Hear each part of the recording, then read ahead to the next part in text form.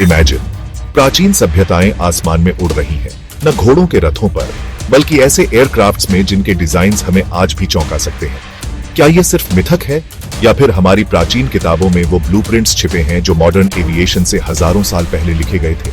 नमस्कार दोस्तों, मैं हूं विष्णु और आज हम डाइव करेंगे विमानों के रहस्यमयी संसार में, वो फ्लाइंग मशीन्स जिनका जिक्र रामायण और महाभारत जैसे ग्रंथों में मिलता है। विमानों का जिक्र प्राचीन भारतीय ग्रंथों में बार बार आता है।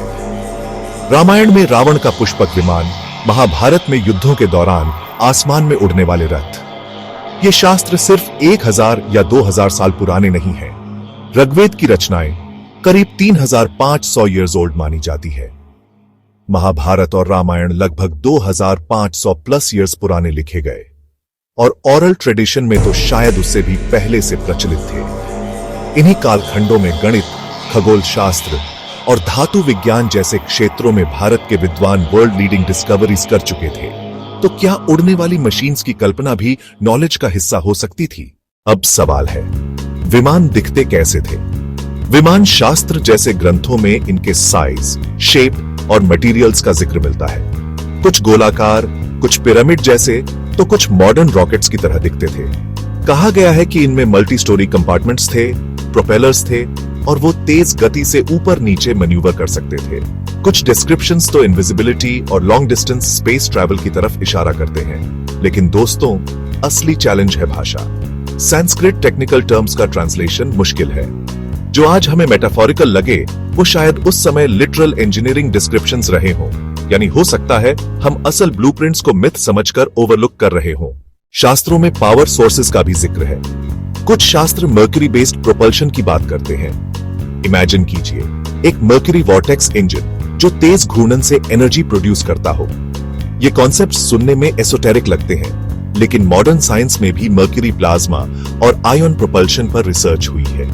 कहीं एंशिएंट राइटर्स ने वही डिस्क्राइब किया, लेकिन अपनी भाषा और सिंबल्स में। हालांकि स्केप्टिक्स मानते हैं कि ये बाद में जोड़े गए एलेगरीज हो सकते हैं। क्या एंशिएंट इंडिया ने टेक्नोलॉजी को सिर्फ मिथोलॉजी में इनकोड किया? क्या इन कहानियों के पीछे कोई एविडेंस है? कुछ आर्टिफैक्ट्स मिले हैं जिनकी कार्विंग्स एयरक्राफ्ट्स जैसी लगती है। एजांटा और एलोरा की गुफाओं की कला में कुछ आकृतियां फ्लाइंग क्राफ्ट्स जैसी दिखती है। लेकिन मेन स्ट्रीम आर्कियोलॉजिस्ट्स कहते हैं ये सिंबॉलिक है, लिटरल नहीं। स्कॉलर्स डिवाइड हैं। कुछ रिसर्चर्स मानते हैं कि विमान एडवांस्ड मेमोरी है फॉरगॉटन सिविलाइजेशंस की। दूसरे कहते हैं कि यह सिर्फ इमेजिनेशन है, जिसमें ह्यूमंस ने डिवाइन पावर्स को उड़ने वाले व्हीकल्स के जरिए विजुअलाइज किया। साइंस अभी तक किसी एक्चुअल फ्लाइंग विमान का प्रूफ नहीं दे पाया, लेकिन इतने डिटेल्ड डिस्क्रिप्शन सवाल खड़े करते हैं।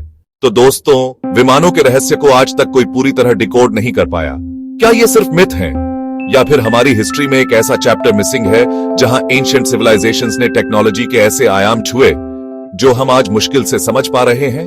शायद सच्चाई कभी सामने आए या फिर विमान हमेशा इमेजिनेशन और फेथ का हिस्सा बने रहे। तो दोस्तों, क्या आप मानते हैं कि विमान रियल थे? अपना जवाब कमेंट्स में जरूर लिखिए। और अगर आपको यह एक्सप्लोरेशन पसंद आया हो तो इसे लाइक, शेयर और सब्सक्राइब करना मत भूलिए।